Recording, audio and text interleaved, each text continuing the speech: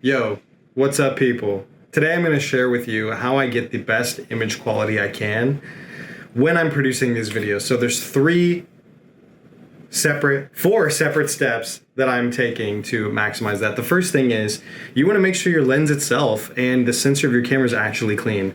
So you can get a little brush like this, which you can kind of just polish off the top there, and then you have an air squeegee. I'm sure you can hear that. Squeeze into it, get any hairs, any dust, any bits off of it, and so you now have clean glass. That's the first thing, is make sure your equipment itself is actually clean. The second thing is you want to change certain settings on your camera to make sure you're getting the best functionality from your device. The third thing is using your editing software properly, specifically in exporting, choosing the right settings so that you get the best output. And then fourth is transferring and uploading properly, so that way you've put the cherry on top and things get online neat and orderly. So I'm gonna break those down, go through the four of them, and the first one after this, step number 2, is I'm going to show you exactly what settings you need to change. So bear with me. First time making this sort of video, but wanted to share it. So let's move along to step 2. First things first is I'm going to go to my file format. I actually talked through ChatGPT to figure out which one of these is the best, and it is XAVC SI DCI 4K. For a couple reasons, but these file sizes are enormous, so it's generally never used for me unless I know I'm creating a video that is like 6 seconds long and I know exactly the shots I'm gonna get. Otherwise, if I'm just grabbing as many clips as I can because the method is overshoot and then edit later, not gonna work with this because the file sizes are so big.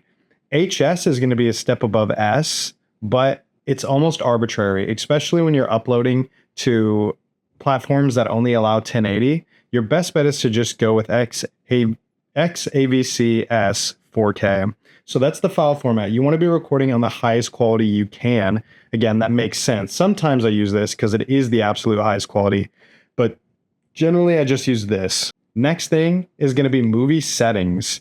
And I'm always going to choose the highest megabytes that I can get, because anything lower than that's just not worth it. And also, I want the highest color I can get as well. So here I'm choosing 100 megabytes 422.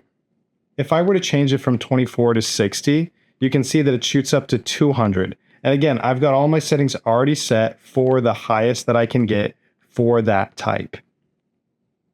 The next thing is going to be picture profile. I'm shooting in S-Log3, color mode, gamut 3, because that's going to give me the highest dynamic range. So my camera is designed to perform at a really high level. And without S-Log3, you're not capturing the best your camera can get. You're going to maximize the highlights and the shadows detail capture when you're shooting in S-Log. There are videos out there to figure out how to shoot and more specifically expose for S-Log3. And that is going to be what you want to look at moving forward. Carrying on though, next things that we have on the list is going to be your shutter speed. So the rule is always that you're going to have it twice of whatever your frames per second is. So if I'm shooting at 24 frames per second, then I can have it on 48, because 24 times 2 is 48. Your camera will probably only allow you to do 50, so that's also fine too.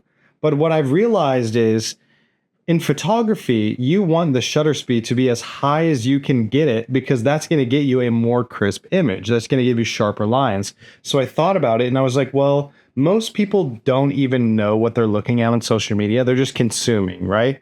And so what if I bumped up my shutter speed to like 1/80? Then I'm getting slightly sharper image without losing a whole lot, right? It doesn't look too different. Whereas if I were to go up to like 400, and of course I'm losing exposure here, but 400, you lose all the motion blur, you get it back down here. So 2 stops up, I realized, oh, I can get a slightly sharper image, and most people won't even notice that I'm shooting at a higher shutter speed than is required for that. And in the same way, in certain low light situations, I realized I can stop it down 2 stops lower, 130, and it's slightly more motion blur, but I get way more exposure in the image. Harder to see on this video, but it's true. The second thing is going to be your aperture. As you can see, I have it on 5.6 now, but my lowest is 1.8. My highest for this lens is 22. So why am I shooting at f5.6? Well, your lens actually has a sweet spot of sharpness for aperture settings, and it's generally 3.5 stops above your lowest. So 1.8 plus 3.5 roughly comes out to about 5.6. It's not exact science, but you can find calculators or charts out there that show you your best aperture based on what your lowest aperture setting would have been. And then the third thing is ISO. You want to find out what your native ISO is, because those are going to bring in the lowest noise. So for the Sony FX30, that's going to be 800 and 2500. And I generally always stick to those two settings. So I grab these first. Do I want 800 or 2500? And then I work backwards. I'll get a shutter that can work. No, sorry, I'll do ISO first, and then I do aperture, trying to stick close to 5.6, but maybe I'll go up to, or maybe I'll go down to, again, trying to stay by 5.6, and then I'll shutter around 2 stops until I get what I need. And of course, this is all contextual. I have to change it based on what I'm shooting and what I'm trying to capture. If me changing certain settings would alter the mood of what I'm trying to capture, and I need a certain mood, then I don't really have that choice. Now, the next thing is going to be focus format. For me, autofocus, continuous, manual focus, and I'm talking about video here. Your camera is going to have different focus options for photo. This is all about video, how to get the cleanest image on video. So manual focus is going to be great because once you set it, you can grab, let me see if I can even get it here. You can grab tack sharp focus and set it. And if you're doing tripod work or handheld even, you can get that focus and ensure that it's going to be right there the whole time. Whereas with autofocus, the trouble can be that when you're moving things around, there's a lens breathing effect. And you can even see it happening on the video itself as it's trying to find focus on the screen of my camera. There's a certain breathing. Things are getting bigger and smaller as it comes into focus. And that pulls people out of the moment a lot of times. So you can minimize that by getting manual focus and selecting exactly where you want it to be. And beyond that, autofocus isn't 100% complete. It's a technology. Whereas manual focus is you are selecting the point of focus yourself, and it doesn't change. Autofocus is going to try and hunt for the best focus it can get. So now moving on, I want to show you some things about Adobe that I do to get the sharpest image. Okay, so here we are in Adobe, and I'm in the Export tab. And so the first thing I want to show you is what's up top here. And the big thing that we want to focus on is the actual video tab within this. So I'm going to show you the 1080p export because that's what you need for social media. Instagram, TikTok, these things, these platforms only accept 1080p. So I actually have a preset, and this is my social media file. It's got all these settings that I'm about to show you, so you can create this preset as well in Adobe. So you click the preset, and I've got this 9:16 file here, but the video that I'm using in this example was shot horizontally, so it's 16:9, but that's the explanation of why it looks a little bit funky. So to get that, you want this 1080p on width, 1920 on height, and that's how you get the 9:16 format, which is what social media vertical is right now. The next thing is you want 30 frames per second because that's what these platforms take in. They take 30 frames per second. If you try and upload 24 frames, it's going to compress it to 30 frames per second. So the best idea is to always give the platform what it wants. These two leave as they are, progressive and square pixels. The next is render maximum depth, maximum quality, because why not? You want the most maximum depth. That's the point of this video. And the last thing is you want to get your bitrate settings correct. So best thing is VBR2 pass. I have mine set at 20 and 25 when actually 1080p only uses 20 maximum. Now, I'm going to show you this. Although I have it at 25, I don't think it actually helps at all. I just know that sometimes I have like segments in videos that are really complex. And so the point of VBR2 pass is it's allocating efficiently based on 2 passes, which is why it's the best setting, because your computer has 2 chances to figure out the best. So I really don't know if putting it on 25 helps at all. I'm just giving it that opportunity, but I'm going to show you as an example here.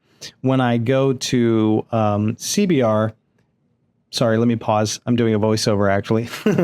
This is 20 frames per second. CBR is great because it brute forces 20 megabytes per second, whereas VBR is variable, CBR is constant. But I want to show you, if I'm on 1080p, it's going to give me 20 because that's the maximum of 1080. But if I go to 4K, we go to 80. So it's showing you that Adobe knows that 1080p actually caps at 20 megabytes per second. So that's the maximum you want to use. The other thing is you should be using hardware encoding. But what I'll show you is on my laptop, because it's not the best settings, when I go back to my preset here, because I have it on VBR2 pass, like you see, when I go back up, it's going to show that I'm on software. And that's just the case of my laptop not being able to handle it, because you can see when I click, nope, system hardware does not support. So if you can, always use hardware settings on these settings, because your hardware encoding is going to be better than the software encoding that Adobe has native. Okay, so here's the final points. 3 things I want to point out. One is you always want to be on Wi-Fi with a strong connection when you're uploading, because that ensures you have a strong connection. So the video is going to be able to push through on the highest connection. Second is always airdrop to yourself. If you have Apple products, I'm sure Android has their own system. Get your airdrop on and airdrop it from your editing device. Sometimes that is your phone. People use CapCut, and great, then it's already on the device. But if not, if you've edited on something else, then you want to airdrop it from that device to the device you're going to post on. Ideally, you move it 0 times, because the more you transfer a file, the more it gets compressed. So the less you transfer, the less compression happens. And airdropping is a very effective way to move a file without losing too much quality. And then so the final thing here is, let's say I'm going to pull this out of frame. I don't want to do anything embarrassing, but let's say I'm going to post a reel and I'm going to choose this one that I made for my friend Ivy. So you're going to want to go to next, scroll down, go to advanced settings, scroll down, and make sure you've selected upload at highest quality. From there, you can go back, put your description in, all the good stuff, and then post. And if you do all of those things, you will have the greatest quality possible that I'm aware of. So, peace.